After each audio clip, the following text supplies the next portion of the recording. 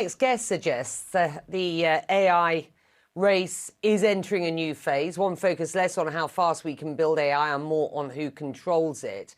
But with Anthropic and OpenAI revealing that some of their models breached outside systems during testing, then the debate is growing over not just safety, but accountability, access, who is ultimately in control, whether government should have a bigger role in regulating this technology. I mean, frankly, you know, there is a long list now of questions. Shelly Palmer, across most of those, always providing good analysis and insight into what is going on. He's CEO of the Palmer Group and Professor of Advanced Media in Residence at Syracuse University's SI Newhouse School of Public Communications. And I'm sure your students will be exercised by exactly what is going on. It's always good to have you. I think it's such an important day.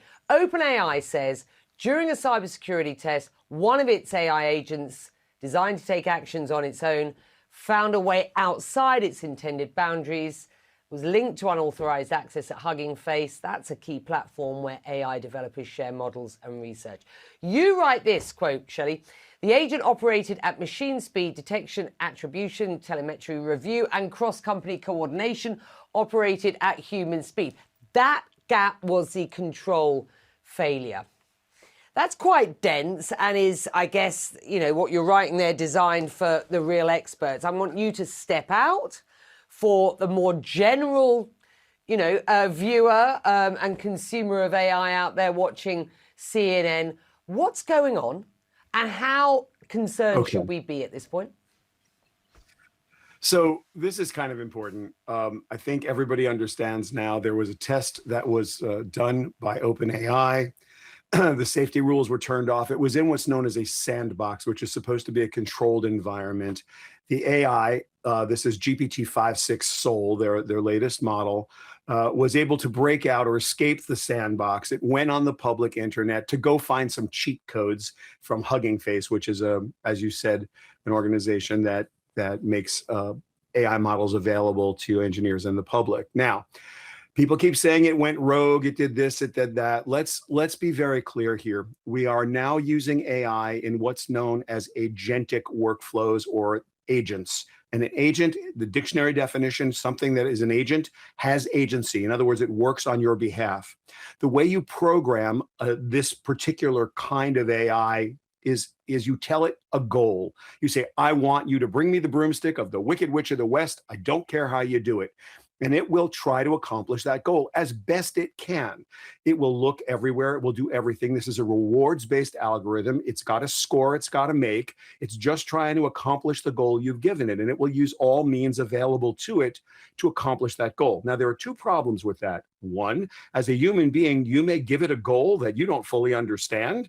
And two, it's going to use every single skill, every single capability it's ever been programmed or given access to accomplish the goal it's been given. So this is a recipe for disaster, which is why they put it in a sandbox to test it. So while everybody's getting crazy about, oh, this went rogue, it did this, it did that, hey, folks, they're testing, the tests are working, and they're learning what the agents are capable of and what they're not capable of. So let's be a little clear here.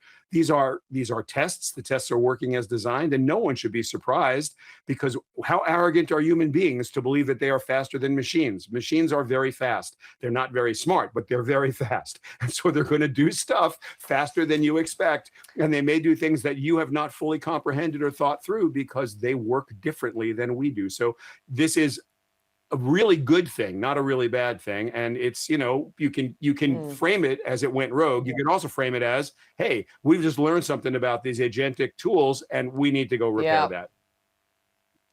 That is fascinating. It's good to get your position on that.